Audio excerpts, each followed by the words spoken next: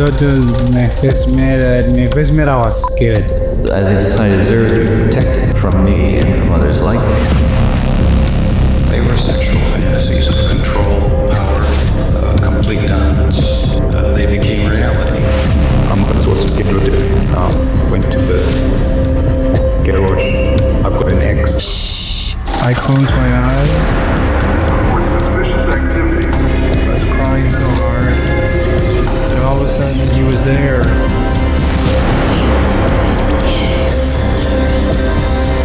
It was the only thing that gave me any satisfaction. I am a human being and I kill human beings.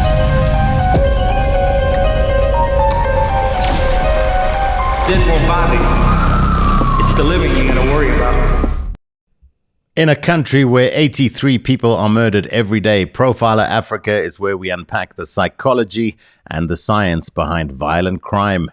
Tonight, we turn our focus to New Zealand to discuss, no, we're not going to be discussing the weekend. Actually, we're going to try and keep it low key on the rugby on the weekend because we've got a guest joining us all the way from New Zealand today. We will be discussing the dark side of the New Zealand psyche. Our guest is Dr. Nathan Brooks, a forensic psychologist whose work on psychopathy and threat assessment has shaped how governments, law enforcement, and organizations deal with dangerous individuals.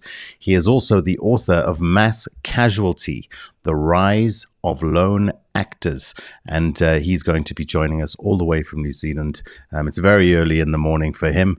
Another person it's early in the morning for is my co-host, Gerard Labuschagne, who is, of course, the former head of the forensic psychology section of the South African Police Service, and he is the profiler. Good evening, Gerard. How's it going? Hi, everyone. It's 11 o'clock in the daytime, so it's pretty easy for me. So yeah, it's going well. Seasons are turning, so it's getting chilly, and that's just how it is. I've been back in the swimming pool this past weekend, Gerard. The sun's coming out. You know, glorious African spring is upon us, and it'll be summer before we know it. Just to everyone tuning in for the podcast, if you're a first-time viewer and you're joining us for the live, please, you're welcome to join us throughout with any of your comments and questions for Gerard and our awesome guest tonight. I'd also like to invite you to become a member of the channel. You can also buy us a coffee if you'd like. Hello to everyone that has joined the chat as well. I see we have Red Nose Day South Africa has just become a member. That's exciting. Bring back Red Nose Day, I say. And then good evening to Marlene, to Mondane, to Natalie, to Megan, and to everyone else, to both the Megans, in fact. Good evening, everyone. Welcome to the show. All right, Gerard, enough from me. Tell us a little bit about our guest tonight, and then we'll meet him. Yeah, so this is a guy who's, if you've been paying attention, or if you happen to follow him on LinkedIn, you'll see that he's incredibly active over the recent years, from publishing to putting on lots of training all across the globe. I mean, he does a lot of stuff, obviously in New Zealand, Australia, and he'll tell us a bit more about that. I know he's going to be speaking in October at the Canadian Association of Threat Assessment Professionals conference, which I'll also be fortunate enough to go to, so I'll get to see him again. And yeah, just a prolific and very active person in the field of, sort of forensic psychology, but specifically a lot in the area of threat assessment. So we're going to touch on all of those topics. And someone that I met first time in 2011, we confirmed that a moment ago, when I was attending a conference when I was still in the police in San Francisco, the International Association of Investigative Psychology, I think, offender profiling. I don't remember the full name. And I remember we were sitting in a restaurant, I won't say which one, a bunch of us, we took a photograph, and then sort of fast forward a couple of years, obviously I got to know him online and through his work, and then I met him again at the 2023 American Association of Threat Assessment Professionals Conference. And then he happened to say, but I met you previously at this conference. And then all of a sudden this photograph popped into my mind, and I'm like, oh my God, yes, you're on a photograph I have. So it's funny how you meet people in the early phases, come across them later and realize that you know them already in some way, etc. So that's, so I've technically known Nathan since 2011. Okay, well, I'm excited to have a deep dive into what goes down in that part of the. Oh, wait, no, here I am. I'm back. Sorry, yeah, I've muted my mic on that shot. I'll make sure I fix that. Evening, Nathan. Wow, evening and good morning. Yeah, so I mean, welcome. And as I said, it's you've had a very, very active career. I mean, for me, it looks like over the past 3 or so years, it's absolutely just blossomed. But maybe that's just because I'm seeing you more on the sort of LinkedIn and active and putting on presentations. You've obviously always been busy the whole time. But before we kind of get into what you're really up to in terms of your work and why we really want to hear from you today is, I always like to ask our guests, like, how on earth did you end up where you are now? Because like most of us, where we ended up was the last place we might have ever thought we were going to end up, but maybe it's different for you. Maybe you knew as a young child that you wanted to get up into this field. So what was your sort of pathway from getting into psychology and to where you are now?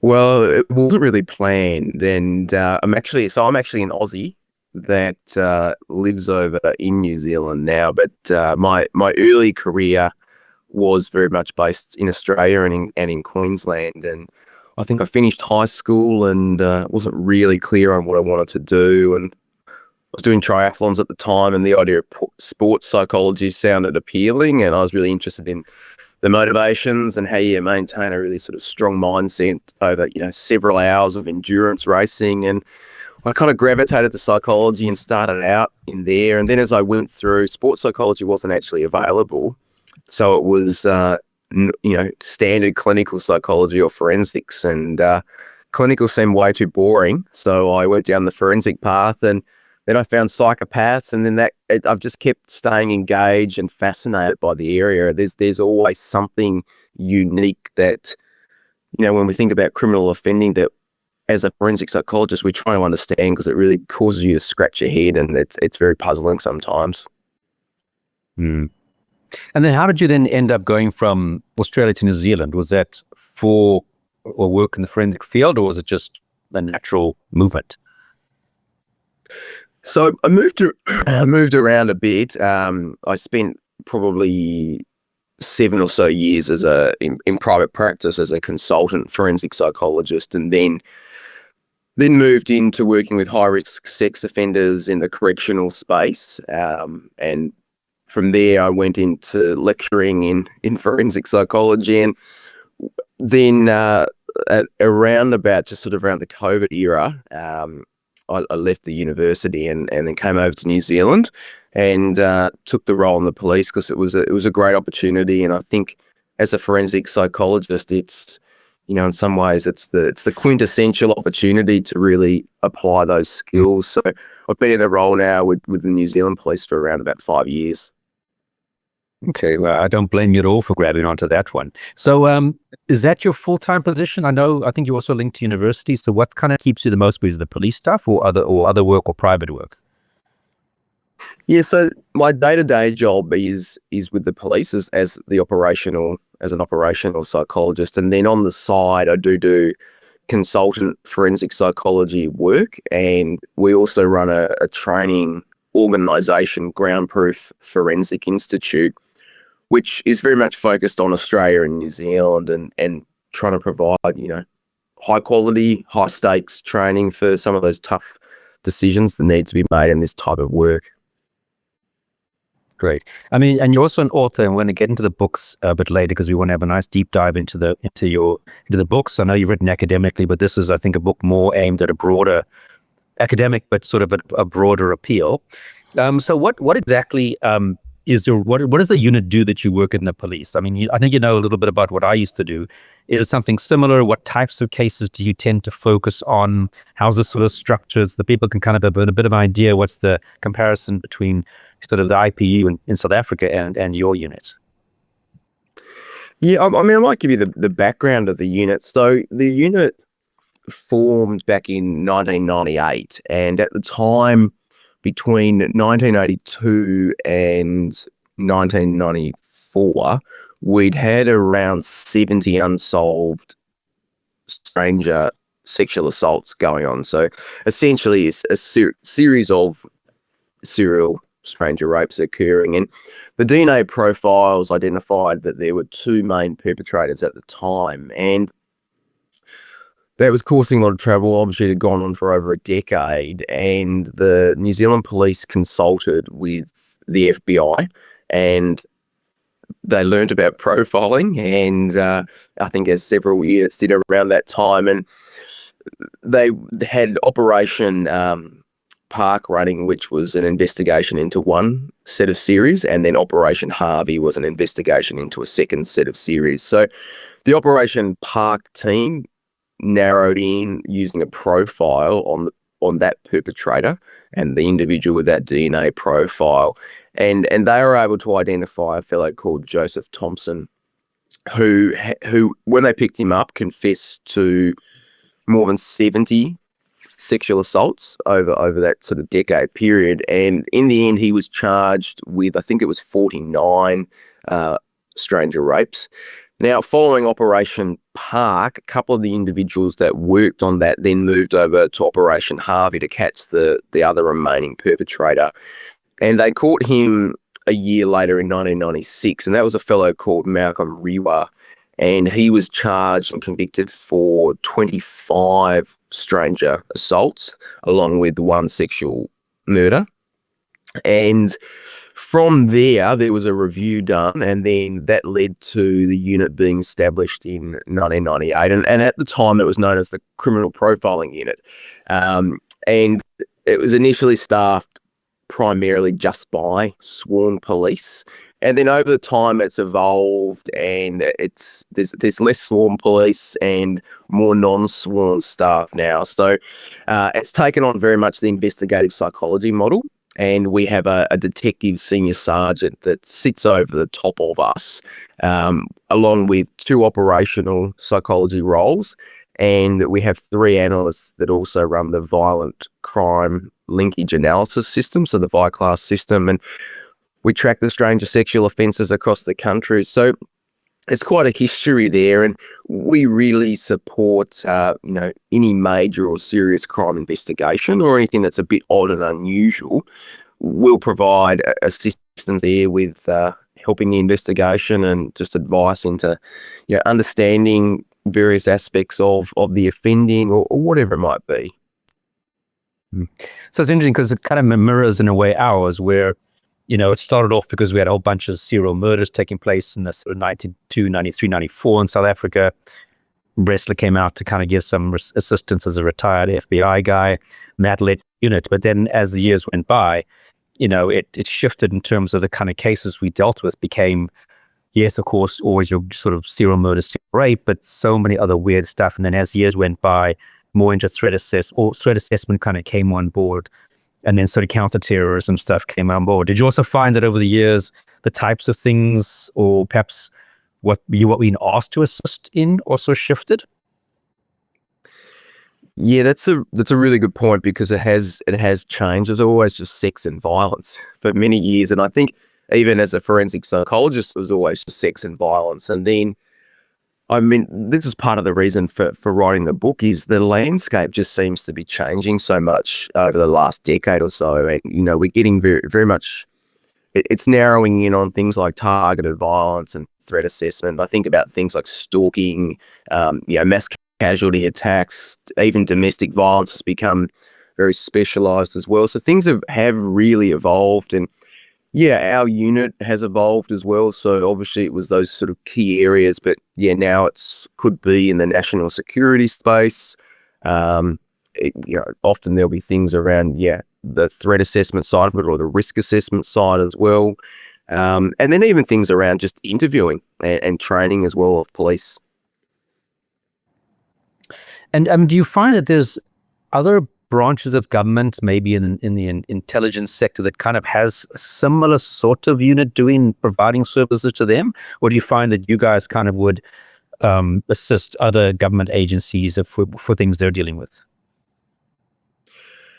Yeah, New Zealand's interesting because there's one police force for the whole country, whereas if I compare it to, say, somewhere like Australia, so Australia has a federal police force for the whole country, and then each state has its own police force as well, and there's different jurisdictional aspects around that. But we would be doing anything really law enforcement related within New Zealand, and where there's a need for a specialist approach to that, we'll often get involved and assist there. Okay. Yeah, so I think it's very similar to us where we've got just one national police service. So counterterrorism investigations are done by the South African Police Service. There are intelligence services, but that's, it's a bit different. And I think that can be a blessing. Sometimes it may be not so great, but I think on the whole, I would rather have that type of setup from us being able to get involved in cases and also case linkages, etc. That tends to be easier and consolidating investigations. I don't know if you guys have felt that having one national police has been pretty helpful. Oh, I think it's fantastic that, there's less red tape and you generally are pretty close with your partner agencies. And what's worked, I find, really well for us as a unit, because I think about the Australian model and they had similar investigative psychology units running, but they've actually all fallen apart. And one of the reasons behind that, I think, is because we've kept it all within the unit, whereas you've seen that in this counterterrorism space, roles have cropped up there. Also in the sexual offending space, specialist roles have cropped up there. And I think that creates division of resources in police, which is always, something that you're fighting and scraping for. Whereas we've been able to keep it all in one unit. So we're sort of a one-stop shop that does everything rather than other little roles or sectors popping up within police. So it's nice to have it all in one spot and be the main go-to. And I think also what I've also noticed has helped if I look at in the States, if you have it within a smallish agency, and I'm going to use the LA Sheriff's Department, although it's not a small agency, but compared to a national agency, you might have one guy or two guys because that's all they feel they have a need for, or all they're prepared to resource. And then once that guy or one of them retires, often a new head of the LA sheriffs might feel this isn't a real priority, so they're not going to fill that post. And then very easily in the space of a year, you can have it disappear completely. And once it's gone, to get it going again is incredibly difficult. So I think the advantage of having a unit that's nationally based is that the chances of somebody just making a willy-nilly decision that you're no longer necessary is less. The chance that you can keep training and developing new people is greater. So I do think that's a better recipe for longevity compared to smaller agencies having their own one or two people. And like I said, once that person leaves or, they don't have some kind of succession planning, it can just cause the whole thing to fall apart. That's a bit of a problem, I think.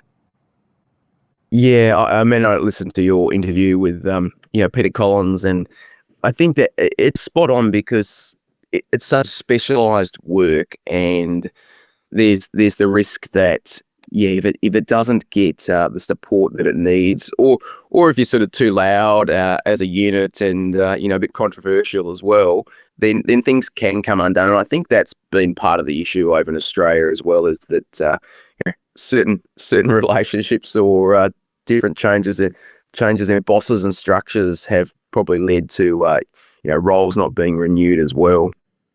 Mm. And I think the smaller the agency, the less likely they're going to send you off to a conference overseas or to go spend some time with a similar unit overseas, because they're like, what? That's just no. Why are we sending people overseas? But for national organizations, police forces, you're often, A, first, there tends to be more money, and B, you tend to be interacting on an international level, where for local cops, it's like that's just not really within their sort of frame of mind for that kind of stuff to really happen. So I think it's a great way that you guys have done it. So, and so I didn't know it was actually so early on, because we started doing this work in about 94, and the unit, I think, was formally kind of started in 96. So yours is actually quite close by to ours, which if you look at the greater scheme of countries, not a lot of them in the mid-90s had units like this. So, that's actually quite far ahead. And a lot of them still till today don't even have units like this. Yeah, and obviously very much following the investigative psychology model as well, because I think, some of them have been staffed predominantly by sworn police, and there's not psychologists in the unit. So with that model, investigative psychology was very much about bringing psychologists in to support investigations, and we really followed that. And I think it's a credit to the decisions that were made at the time to, allow the flexibility and to bring in, experts or specialized individuals, because sometimes there's a temptation to just put police in roles and keep it that way. Yeah, and I think for the viewers, you might not know, and I've said it on other shows, that the majority of these kind of profile units are just staffed by detectives, usually very experienced detectives, and they can very often do a wonderful job, but they don't have, it's not the norm that psychologists are kind of in these roles. So it's actually quite a, how can I put it, a forward-thinking approach to have the psychology part brought in, because it actually is not typically. If you go to a profiler, the ICIAF profiling meeting, I would say like 99% of the people, 95% of the people are the people that detect a background. They're not the psychologists in these roles within the police. Yeah, and I think particularly probably over in the US and the FBI model is it's very much detectives, and there's not a lot of non-sworn or psychologists that are filling those roles. Yeah. But I definitely would like to know the kind of stuff that are there any sort of, just to give people a bit of perspective of what you're getting involved in, are there any sort of perhaps well-known cases that we might have heard of over here, or if not, just well-known cases to give examples of kind of thing that you've gotten involved in maybe in the past couple of years, and kind of just examples of the roles you played in the various investigations? Yeah, it's always a little difficult to go into too many details, I'm sure, as you know, but I can think of there's certain cases that have been prominent in the media in New Zealand, and one of them that's I don't know if it's made its way overseas, but certainly across Australia and New Zealand would be the case of Grace Millane and Jesse Kempson, and there was a Netflix series made on that. And have you come across that case, Gerard? I can't say I've heard of that case, no. Yeah, so Grace Millane was a young British backpacker that had come over to New Zealand, and look, she'd only been here for a few days. She'd travelled quite a bit of the the world before arriving in New Zealand, and went on a Tinder date with Jesse Kempson, and they went out for drinks and dinner, and ended up going back to his hotel room, and then a couple of days went past and she wasn't heard of. It was actually her birthday that day, and her family didn't hear from her over in the UK. And so they contacted New Zealand police, and we obviously became involved. And eventually, through a Facebook post, Jesse Kempson was identified as someone that made a comment on her Facebook profile, and that led to him being interviewed. And initially, he acknowledged seeing Grace, and then basically said they parted ways after the date. But police investigation sort of continued in the background, and then he was brought back in for a second interview. And then during that interview, disclosed that they'd been intimate, and things. He went and had a shower, and then came back out to find Grace deceased and in the bedroom. And as a result, he panicked and went and drove several kilometres into a nearby forest and buried her. And so that became quite a big investigation, and he ended up taking police to where the body was. But that's received quite a lot of media attention over here, and he ended up being charged and convicted of her murder.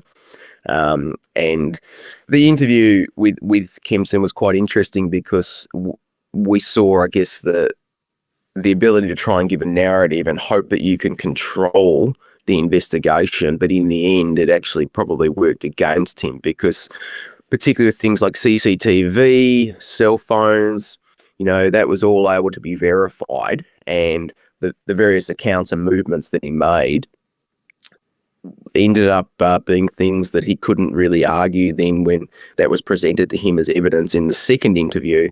So I think, we see, being quite a developed country, it's quite hard to get away with crimes in some respects, because we don't get into the stages now where things go on often for months and months, or where we get serial offenders, because of the rise in forensic techniques and various video technology and cell phones and things like that has changed crimes in some ways, and it allows often to narrow down quite quickly in homicide cases. And where years ago you might have done a traditional criminal profile, that doesn't happen so much now, and you move quite quickly more towards focusing on a suspect or a person of interest to support the investigation. So in the Tinder case you mentioned just now, am I guessing correctly that your roles was a lot to do with the interviewing of this guy? Yeah, so part of it was, so it was a little bit before I started in the unit, but our unit wasn't involved with it. But look, it's more around supporting the investigation in the early stages. There's a couple of roles. One is to kind of understand the function of the offending. Then we think about things in terms of, body disposal and where could that have occurred. And then you move towards the interview stage, and then there could be support in the interview when you do get to that phase of the investigation. And then would you guys ever, not necessarily in this case, but do you guys ever get called to testify in court? And is there a typical thing that you would be called to testify about? Yeah, that's an interesting one. So at the moment, we generally don't get involved in court. Often it's sort of sitting in the background and providing advice to the investigators, and then it would be the various investigators that are then at that sort of prosecution or evidential level, which are then going before court. Occasionally, if there was something very unique about motivation or linkage, then we could get involved there, but it's not within the role. It's not common to be called into court. Certainly as a consultant forensic psychologist, regularly we're called into court to support our opinions or while we've written reports, but not so much within the policing context. Mm-hmm. Yeah, I agree. I mean, even with the work I was doing in SAPS, we did a lot of testifying at sentencing of the offender. But technically speaking, that actually just wasn't really our role. We kind of did it almost as a favor to the prosecutor, because we knew there was nobody else they could turn to in government who would then assist. And they often didn't have money to get external people. So you could say that a lot of the testifying we did wasn't actually strictly part of our job description. When it was in line with the job description, it's like you said, it might be about linkage analysis issues, or if they're coming with a particular sort of psychological defense, like temporary insanity, we might be more active in helping with that, helping the prosecutors, etc. But yeah, I guess, I mean, in the general investigative world, I suppose if you're actively involved in an interview, you might be called to come and testify about that if there's a issue around admissibility. But it isn't really very often a role that actually probably should be calling you to be testifying on a regular basis. Did you, by any chance, play a role in that South African, the doctor and his wife that came over and then she murdered the kids? I don't know if you had any involvement in that particular case. No, I know the case that you're talking about. It's only recently, I think, maybe last year, just gone through court and sentencing. Absolute, tragic case, terrible. And I think, from memory, I think she was found to have criminal responsibility in the end rather than being insane or psychotic, from what I'm aware of. She might have been potentially psychotic or into an emerging psychosis, but I believe she was criminally sentenced rather than sentenced to, I guess, a forensic hospital. But yes, I mean, those cases are sort of infanticide, are terribly tragic. Yes, guys, I just want to just a note to folks that are watching with us tonight. If you'd like to drop a question or a comment for Gerard or our guest, Dr. Nathan Brooks, then please do so. We would like to. Maybe we can jump into a couple right now. First of all, we've got from Shelley Footer. My husband got pulled over by the New Zealand police when we were there many years ago because he was driving too slow. His friend had said to him, "Drive slow," knowing what was going to happen. Okay, we'll start with this. I just wanted to start with a gentle one. From Tanya, do these police units use criminologists? Do you use criminologists?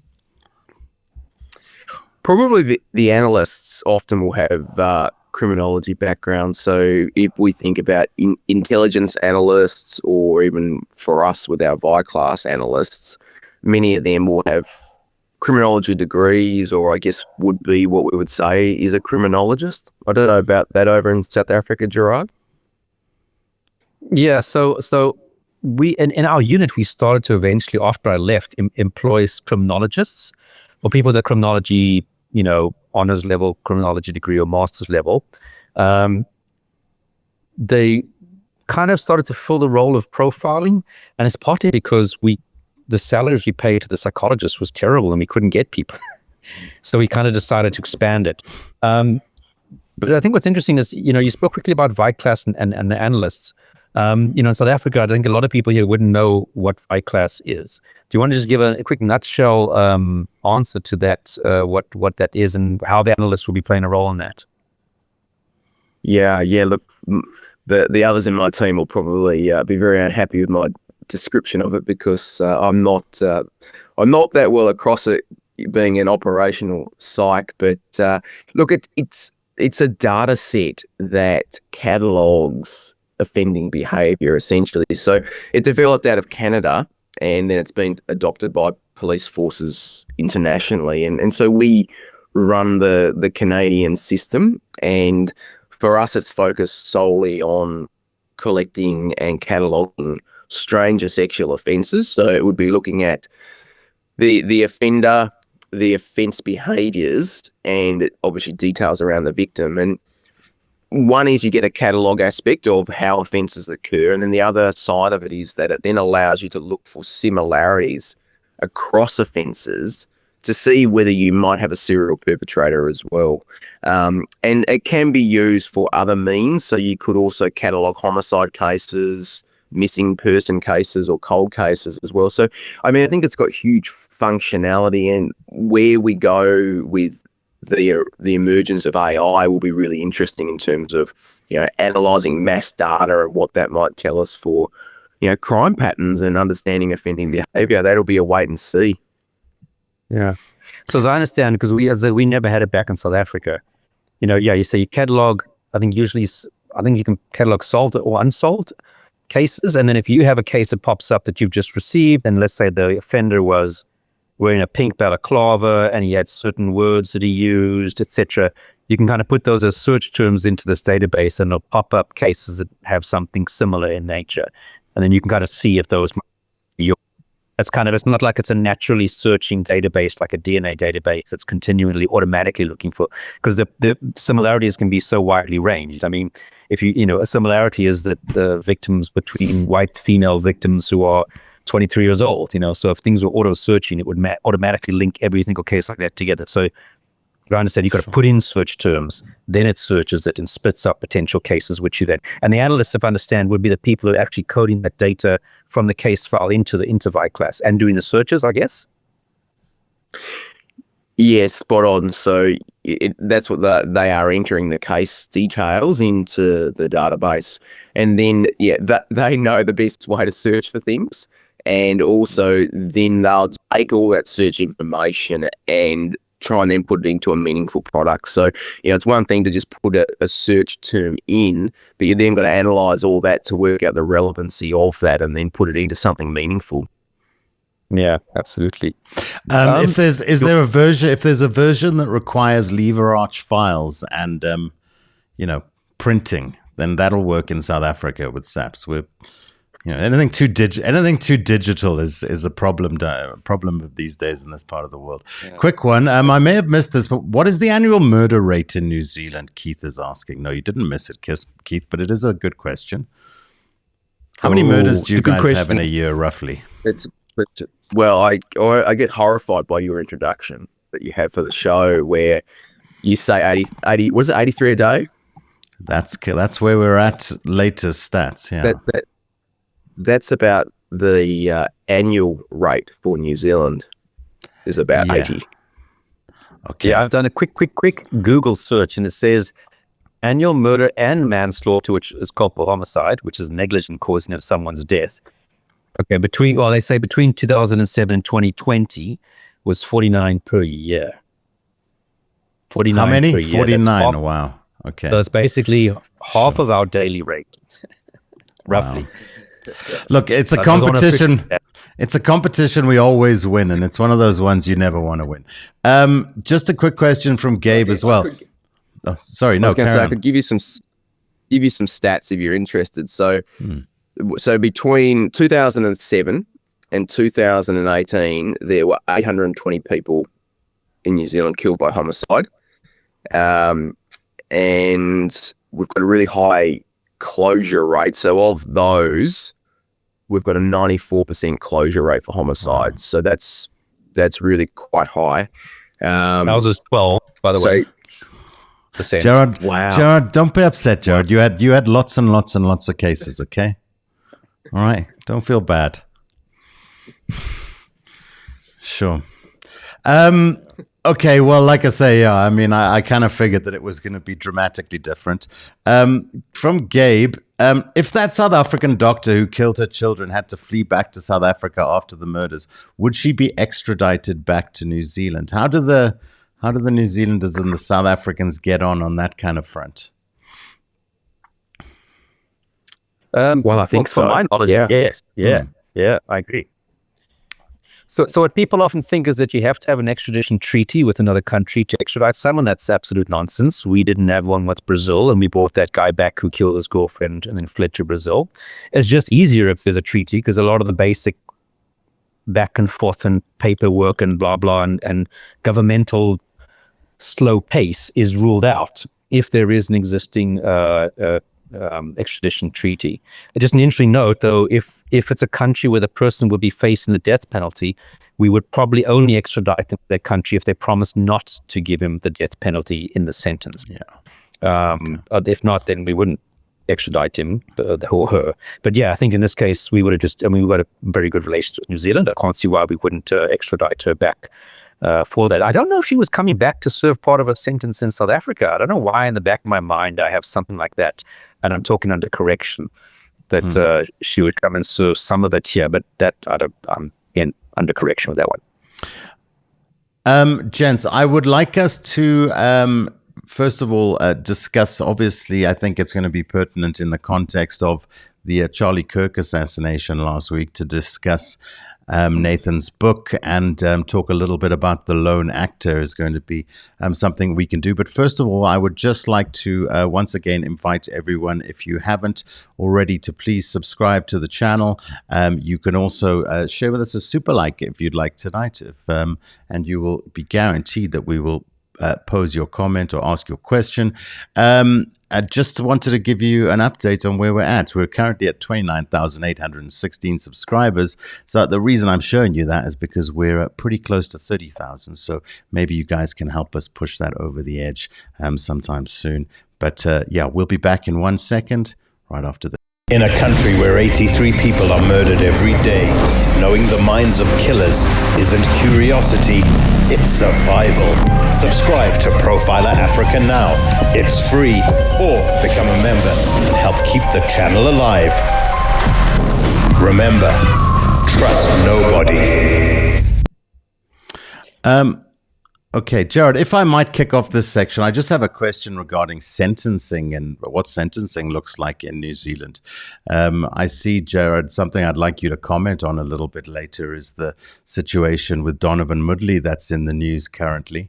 But Nathan, from a New Zealand perspective, what are your sentences? What does sentencing look like? Parole? Is there such a thing as a life sentence in New Zealand? For your most dangerous offenders, what do sentences typically look like? Yeah, I mean, there's a life sentence for murder, which is generally around that 20 to 25 year mark. Very similar to Australia, quite similar sort of systems that are running. And of course, there is parole, and people can have, periods where they will have to serve a percentage of their sentence and then be eligible for parole. Some will have a certain non-parole period for, say if they've done a murder, they might have a non-parole period for 18 years. So I imagine it may be similar to South Africa, Gerard, and maybe Canada as well. Yeah, I don't know about Canada. I know South Africa, definitely if you get a life sentence, you have a minimum detention period of 25 years, and then you come up for eligibility for parole. Now, if you don't qualify, you can sit there until you die. And if you do qualify parole, then of course you're still serving your sentence, but outside in the community with restrictions. And if you bugger up those restrictions, you get pulled back in. So I know people in South Africa often think life is only 25 years in South Africa. That's just the minimum detention period before you will then start to have, after which you will start to have parole hearings every maybe 2 years, 2 years, 2 years until you do or don't eventually get parole. Yeah, in a nutshell. Okay. No, go, Doctor. Does the psychopathy part of it influence the sentencing? I mean, I know we mentioned we're going to touch on psychopathy. Is that something that, how relevant, how prevalent is that in the cases you've worked on? Because people always think that if you do something really big and horrible, you're automatically a psychopath, which we know is not necessarily the case. And then does that factor into the sentencing in any way? Yeah, that's really interesting. I'm going to step out of my police role here, and I'm going to answer this as a forensic psychologist, having worked across both countries. But I found Australia is very heavily influenced by psychopathy. My impression in New Zealand is that psychopathy is not as relevant, I guess, at sentencing or for parole. So sometimes I feel like I'm a very right-leaning individual sometimes in giving this answer. So probably in New Zealand lead towards the human rights rehabilitation space a little bit more. Australia probably leans more towards the risk space. And, that's a big general statement. But yeah, certainly having worked across both countries, Australia is probably a little bit more punitive, and New Zealand's probably a little bit more rehabilitative. But it is interesting. I having had the background in Australia and my training there, I find it very hard to not give weight to psychopathy. And then we think about it in the police context as well.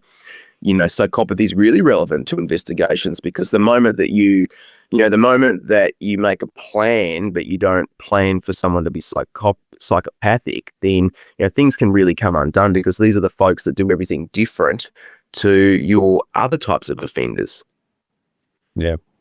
And I mean, not preparing to interview someone like that, that's a big mistake. And yeah, I mean, as you say, for risks, I mean, in the work that we do a lot of stuff now, I mean, risk assessment, psychopathy is almost always going to feature as a very, very, probably the most important, if it's present, influencing factor on everything in your risk assessment of this person and your plans for how do we mitigate this. So yeah, absolutely. I know in South Africa, for example, it really, because we don't have a sort of a mandatory assessment of people psychologically for court cases, even when they've done something really strange, unless it's for competency to stand trial and capacity. It's often that the aspect of psychopathy just doesn't pitch up unless, a prosecutor just decides to have someone assessed for sentencing and that person mentions psychopathy at the sentencing, which is probably like not even 1% of cases, because there are typically not psychologists testifying at sentencing. Or if they want to go with the route of a dangerous criminal classification, usually that would require the definition of psychopathy. And then you get like not a fixed term of sentence, you get maybe 10 years sentence, then you got to go back before a judge, and then, they really look at you and see if you're fixed, and if you're not fixed, another 10 years. So that's really only when it features, if it happens to be brought up by a prosecutor who happens to have a psychologist who's done an assessment, or if they're going to go the dangerous criminal route. But I would say the majority of the time, psychopathy, even if it's present, is not even going to be mentioned in our criminal trials. And not because of a procedural thing, it's just because there's nobody to comment on it. Yeah, that's interesting, because I think there has been a bit of a pushback, probably globally, on psychopathy and whether it should be, admitted into court as something relevant to sentencing or parole. I always think, psychopathy alone shouldn't be the main thing that decides risk, but it's one of those cumulative factors alongside, other things like deviancy and, I think, callousness and some of those other sort of traits, the way that the crime was committed, that should carry weight, but alone maybe we don't want judges making decisions just on someone being psychopathic, because there could be the prejudicial aspect around that. Yeah, no, for sure. And I think that kind of steps in, perhaps we should step into, maybe it does step into the book that you've published. Tell tell us about the book, why you felt the urge to write it, because it's a huge job, I know, and you know. And what did you hope to sort of get across with this particular book to people? Well, look, I mean, I probably think about it in terms of the landscape over this side of the world with Australia and New Zealand that brought it mainly into my focus. And certainly there's a lot going on internationally. But, we had the Link Cafe siege by a fellow called Manharan Monas in Sydney in 2014, where he held 18 people hostage in a chocolate shop cafe in the city in Sydney. And that was quite a significant event. The tactical response unit ended up going in and shooting him, and he killed a hostage, and then they went in and shot him, and one of the civilians also died in the process. So that caused a big investigation and a review in Australia, and then from then we gradually had a series of, well, I shouldn't say a series, isolated incidents that would continue over the years that were mass casualty attacks or terrorism-inspired offences. And then, of course, there was the Christchurch terrorist attack in New Zealand in 2019. So over this side of the world, there's just been a peppering of these that have continued over the years. And then when we look at the international landscape, there's also so much going on, Europe, Canada, and particularly in the US. And I think for me, having the background in psychopathy, where I was really drawn to that because these were folks that were so challenging and so hard to understand. And then it seemed like a new wave of offending was emerging with everyone, suddenly moving towards mass casualty attacks. It used to be serial killers, and then it seems to be now that mass casualty attacks are what's happening in the current time. So I really set about understanding that personally for myself to know, what's motivating these fellows, what are driving factors, why are they progressing to this form of offending. And then that eventually then moved into academic research and writings and then the book. Because, I think when you take something complex and you're working with police, we need to be able to simplify it and explain it. And as I was doing that, I thought, well, this is also important to try and explain to the general public as well, because it's so tragic when these events happen. And the book really it's sort of essentially separated into two sections. It's the pathway to violence. So how are these people progressing to violence? Sort of the how and why factors. And then the search for answers. So what can we do to prevent and intervene and stop people that are on this pathway to violence? So do the cases tend to focus more on Australian, or does it touch on cases sort of all over the world? No, it's very much an international book. It probably leans a little bit more towards the US, but there's all types of cases in there, from the Sandy Hook shooting by Adam Lanza. Talk about Nicholas Cruz, the Parkland shooter, Anders Breivik, the Norwegian attacker. Obviously the Christchurch terrorist attack, the Manharan Monas with the Link Cafe siege. Even going all the way back to 1996 in Australia, we had a fellow called Martin Bryant that carried out the Port Arthur massacre. And that's really interesting because the Australian response to mass casualty attacks has been influenced by the Port Arthur massacre, because following that, there was quite heavy gun restrictions that were put in place in Australia after that attack. And I dare say that had we not had that attack, we would probably have many more mass casualty attacks with firearms. So most of the attacks in Australia haven't been with firearms, mainly knives. So it is interesting, the decision-making of governments and then the flow-on effect that we don't always see till several decades later. And I mean, it might be difficult to answer this question because, as you say, you're talking about some cases you didn't have a direct involvement with. But on a psychopath level, would you say is psychopathy quite a prevalent feature amongst these lone actors? Or is that a total misperception that the general public has, that these guys are all psychopaths? Yeah, it's a really good question. As a cohort of these offenders, I actually think psychopathy is not that common. And what we're really looking at, I always go back to psychopaths are, they're very predatory. and often hunters in some ways. Whereas mass casualty attacks, they're not emotional types of violence. So it's not as though someone just has, something go wrong in their life and then 2 days later they're going out and they're killing a large number of people.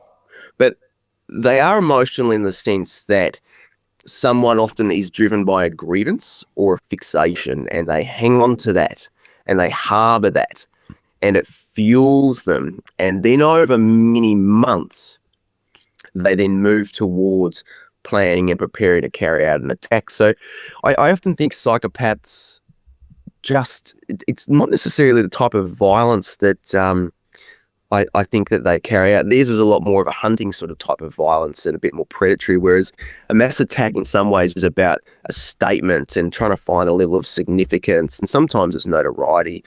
So look, there occasionally will be psychopaths carrying out these attacks, but often it's different motivational factors. And we also see that many of them are prepared to die during the attack, which is, the suicide aspect is not that common with psychopaths. These guys find ways to live on and go under the radar, and a little bit like cockroaches, I guess, in some ways. They just won't die.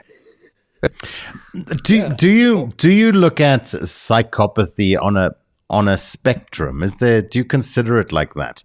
I in my research, I came across this idea of a successful, in inverted commas, psychopath. Is there such a thing? Guys that aren't going out and committing particularly violent crimes necessarily, or things that are going to get them locked up. Do you look at it as a spectrum? Yes, yeah, definitely. We all have one or two psychopathic traits, but as you move up that spectrum, as the dials get turned up, and the higher up that spectrum you go, the more psychopathic someone is. But you're spot on. Some people that, for various reasons, that may have a good upbringing, they might have a good education, they might learn what is socially acceptable behavior.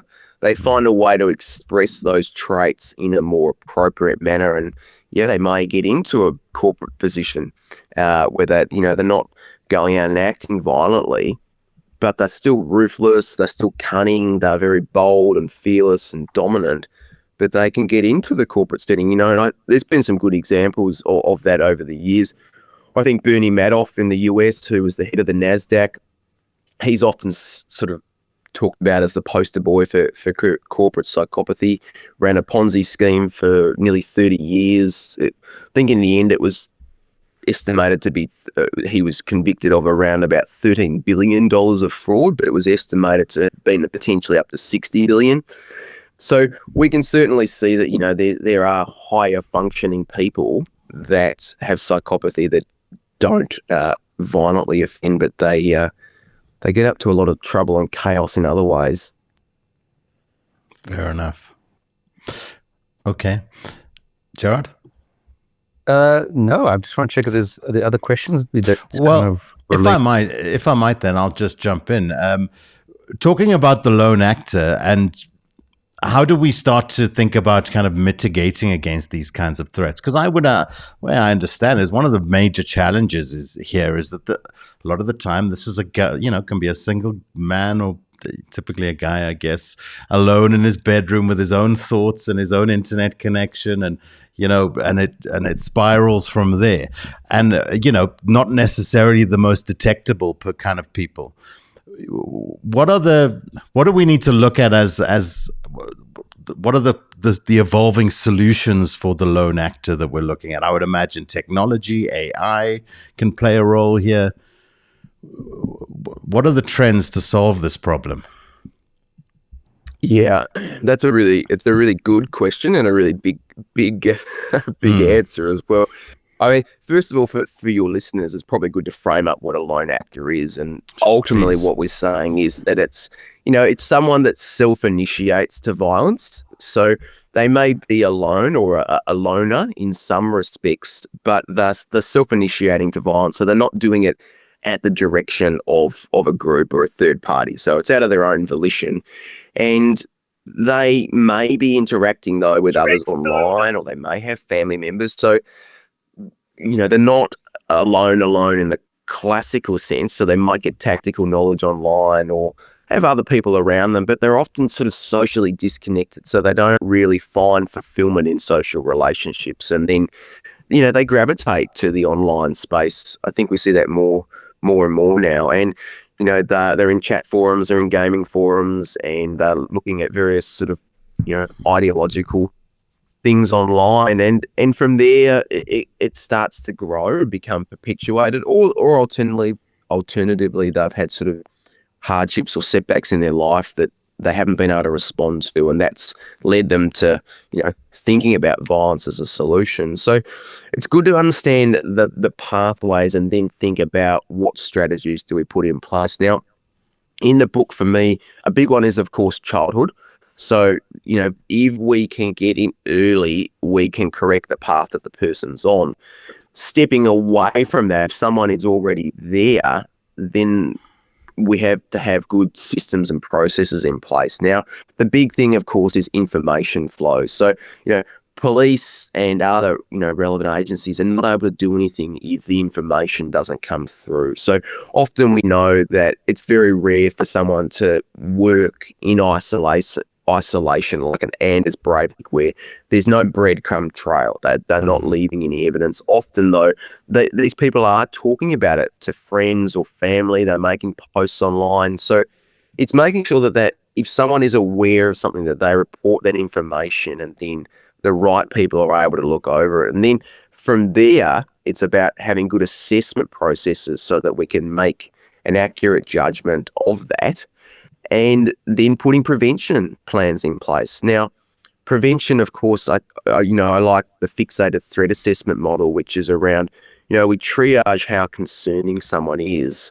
And, anyone at that level, say they're a moderate concern, gets the support and management response, rather than needing to know which needle in the haystack is going to be the one that goes on to offend. We just look at, are they at a level of concern, which is troubling, and as a cohort, we manage and put responses in place. So that's really important. And then the other side of it is as well, broader issues around, content control and some of those things that governments do. But that might be a conversation for another day, because that's very complex. Yeah.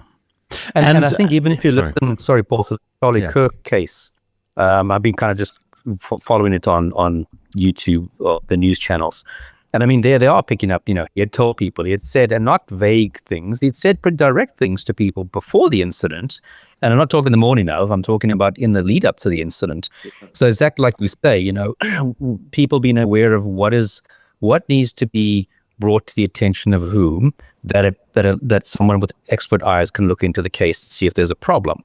So that's the best way, because a lot of these guys, like you say, it's often difficult to pick it up from other means, but people know that they're walking down that pathway to doing something, whether that something is going to be a mass shooting, suicide, or something else. All of those are bad, but they're on a pathway that often does display those behaviors that people around them are noticing, but don't, for whatever reasons, don't know what to do with it, don't know how serious it is, etc. So, so we should start to become a little bit more attuned to these things then, I imagine. Mm-hmm. Yeah, absolutely. I mean, we need... No, carry on. Yeah, you go, Paul. No, carry on, Doctor. I was going to say, we need to think about, if people are making violent statements and talking about wanting to go and harm others, that would be what we would say in the threat assessment space is leakage. And we don't want to just sit on that. We want to share that with others. And it might not be going to the police. It might be going to a school counsellor. It might be having a conversation with the individual that's made that statement and making it clear that that's not acceptable or appropriate, or trying to understand more of it. And then you may be in a better position to notify someone. So, I think we've got to be careful of the bystander effect here, where people think that what they know won't make a difference. But information it's the critical spinal cord of policing, and getting that to the right areas is how we stop crimes. How much does radicalization play a factor in your part of the world as well? Well, I think, it's become a global, the internet has made a global community in many ways where everyone is connected now, and, people are vulnerable to becoming radicalized if they are engaging in something frequently and in an intense manner as well, and they have a lack of other outlets in their life. So I think radicalization is always possible, but you hope that there's mitigating factors in the person's life where they're not, solely influenced by, one source or group or one ideology. But it's becoming increasingly challenging as we have less face-to-face interactions. Yeah. In a country like New Zealand or Australia, are particular groups monitored, for example? Is that a part of the process where groups might be identified and folks just keep an eye on them? Yeah, I think more and more various agencies now are tracking sort of groups. There's conversations like, incel forums and things like that. Should some of those be declared as, terrorist organisations? And look, that hasn't happened yet, but, Telegram groups like Terragram and things like that have, for instance, over in Australia have now been classified as a terrorist organisation. So those things are tracked. So some of these groups are also sort of content moderated as well, I think, at various government levels. But they also then just pop up somewhere else. So it's a bit like a whack-a-mole scenario where you take out one and another 20 pop up. For sure. Okay, shall we go to some questions, gents? Because we are past the hour, and we've got a bunch of questions here, and maybe we can just take a couple of them, see what folks have to say. What has been the most difficult case that Nathan has been a part of? Oh, that's a good question.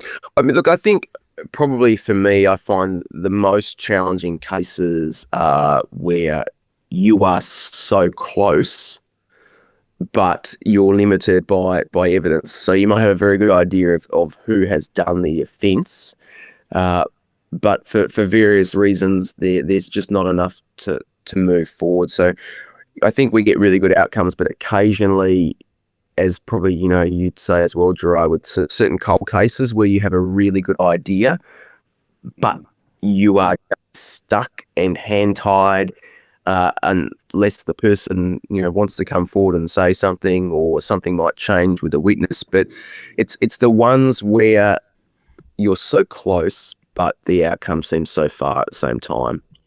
Have you got that one case that kind of currently still eats away at you, or that remains unsolved? I think anyone in the role would do, yes. Yeah. Okay. From Mundane, does New Zealand have an issue with gangsterism such as the problems we have in the Western Cape? Good question. Gangsters, yeah. Bikie groups as well. New Zealand blame Australia, where Australia started deporting all the New Zealanders that were over there that had become sort of involved in gangs, and they would say that they were all much more hardened criminals over in Australia, and then they sent them back over here, and that has amplified the gang space. So yes, definitely. Okay.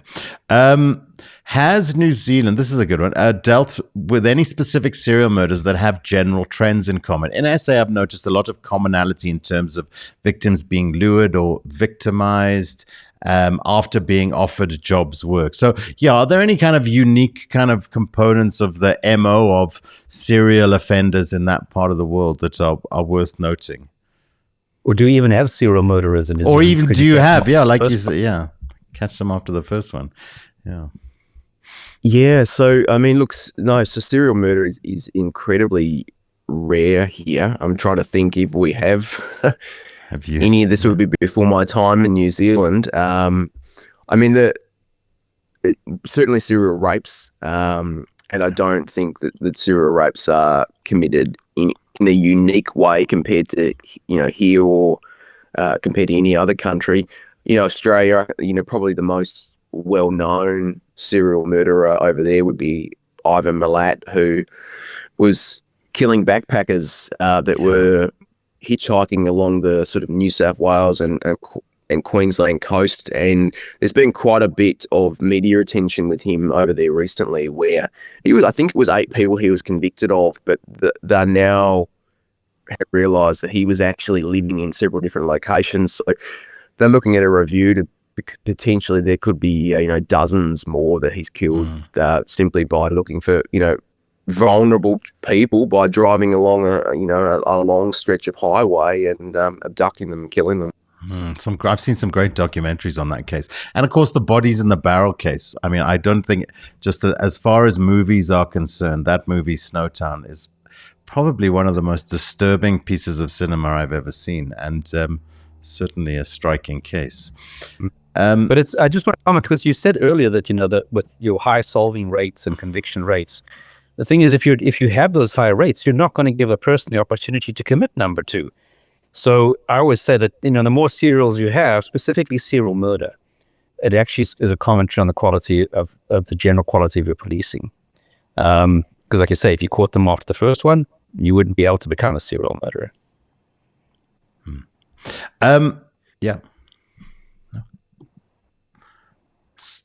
Sorry, can I jump in with a question here, guys? Okay, Vanessa says, having worked in both countries, which method seems to have worked better, the more punitive or the more rehabilitative method when it comes to, punishment? I think. Yeah, I think it was referring to. Yes, absolutely. Referring to psychopaths, or yes, yeah.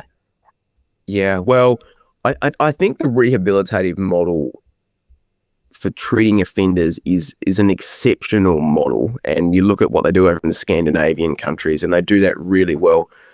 The big but is on psychopaths, though, and psychopaths are the ones that, as I was saying earlier, that do everything differently, and the ones that seem like they've changed, but they haven't. And the hard thing with treating a psychopath is that they believe they have nothing to be treated, and that there is nothing wrong with them. And part of treatment is about the person acknowledging that things need to change. And I go back to what we know in the treatment space on psychopaths, and there's limited evidence to indicate that it is successful. And generally what we would say is you try and treat the behavior, so how they make decisions and how they express that behavior. That's what you focus on and try change and mold. But you would have very little results at trying to change the personality structure. Okay. Yeah, absolutely. Gerard, if I might jump in here just with a question to you on the Donovan Mudley case. You see that it seems that his parole has been granted. Have you got any thoughts on that? Talking about this was the parole potential psychopaths. Yeah. So just for the background quickly for people, he was the guy that was it 2002-3 kidnapped Lee Matthews from university, demanded a ransom from the parents. The family paid over a small ransom, and basically she wasn't released, and her body was found 2 weeks later. He was arrested and then pled guilty and convicted, etc. So he's had two parole hearings. I was involved in the first 2. First one had to be redone because the High Court said it wasn't properly done, which I agree.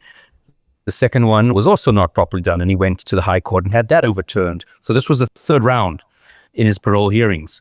In between that and now, the psychologist for corrections who had written the report for his initial 2 hearings was reported to Health Professions Council. She was found guilty of not having done a professional job in that particular instance. So it's been like this whole, show going on. I heard that he was the parole board. First time you've held you can say it, Gerard, shit show. Okay, there we go. Yeah. So the parole board apparently that was held, I think, on Friday. It's not their final decision, but they recommended parole. Of course, it still has to go to the minister because he's a life sentenced person, and the minister can overturn that or reject it or whatever. I'm not surprised because he did his LLB so that he could he actually said so he could handle his own legal battles. And over the years, he's tried to appeal his conviction and change his story and 7 or 8 different versions of events, blah, blah, blah. So I think Correctional Services is afraid of him and afraid of the legal battles, and decided it's probably from their point of view better to just give it to him than face being dragged in front of a court again, etc., etc. So I do think that they're intimidated by his nature, and I won't go into the details of what I think that nature is, and just were afraid that they're going to get sued again and taken to court, and they'd rather just release him. To be honest with you, that's what I think. They've also refused, like previous incidences, to hand over any documentation to the family, the Matthews family. So they're not. So although the family is invited to participate, you're not given any information. You don't get access to the psychologist reports, the social workers reports, or the reports of the rehabilitation programs he's done. So you're asked to participate as a family member, but you're not actually given the information to actively, meaningfully participate. The only reason why we got the previous report from the correctional psychologist is because he went to court, and part of those court documents, all those were made publicly accessible. So we'll see whether the minister, when they eventually get around to reviewing it, will agree and grant him, or like the minister has done in recent cases, said no, or even revoked some people's parole. So we'll have to wait and see what's going to happen there. Okay, but as always, guys, I think as we've discussed many, many times here, I think as South Africans, we have to kind of inform ourselves better and be a little bit more vigilant about the parole situation, because certainly people are being let back onto the streets, and we should all be aware of it, and be if these are people that are concerned to society at large, I think we all need to just clue ourselves up on that stuff. Anyway, guys, I just wanted to change in the subject. Thanks for that, Gerard. Going back to the doctor here, Nathan. What is the career path to your role in New Zealand or in Australia, and what is the kind of talent pool for young psychologists, and is there a lot of interest in the field there? Can you just give us a sense of that? Well, yeah, I mean, it's a really hard job to get into, and the roles there's very, very few across Australia and New Zealand. I mean, there's probably 4 or 5 roles across both countries as for a forensic psychologist to get into, and look, it's a long journey. To get registered as a psychologist, it's 6 years. I did a PhD, so all up I did 11 years, which is just stupid. And of course you've got to do it for the love, because the pay is, it's not like a doctor or a medical doctor.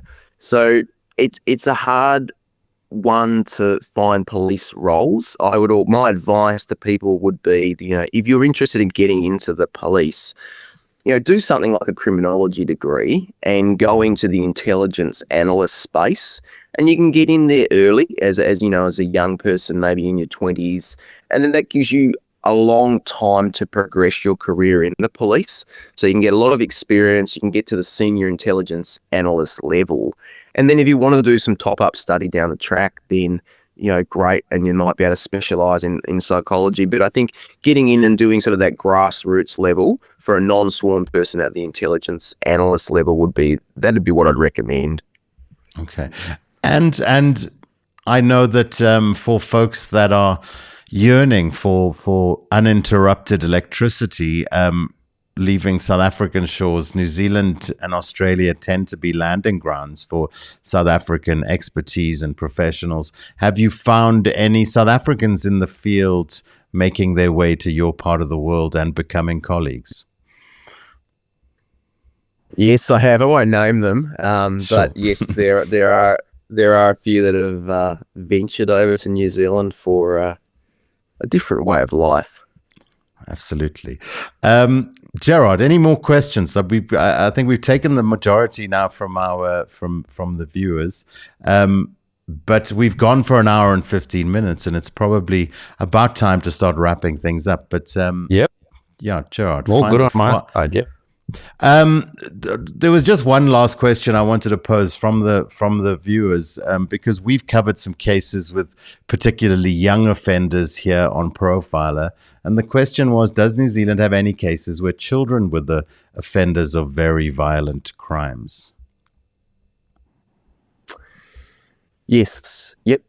Absolutely. I can. One of the early cases I remember working on when I came over here was it was an older case, and it was around another cold case matter where I think the person had been 14 and murdered someone. So, I think like any country, Australia is the same. It's not a highly occurring thing, but we do have young offenders that will carry out really serious crimes.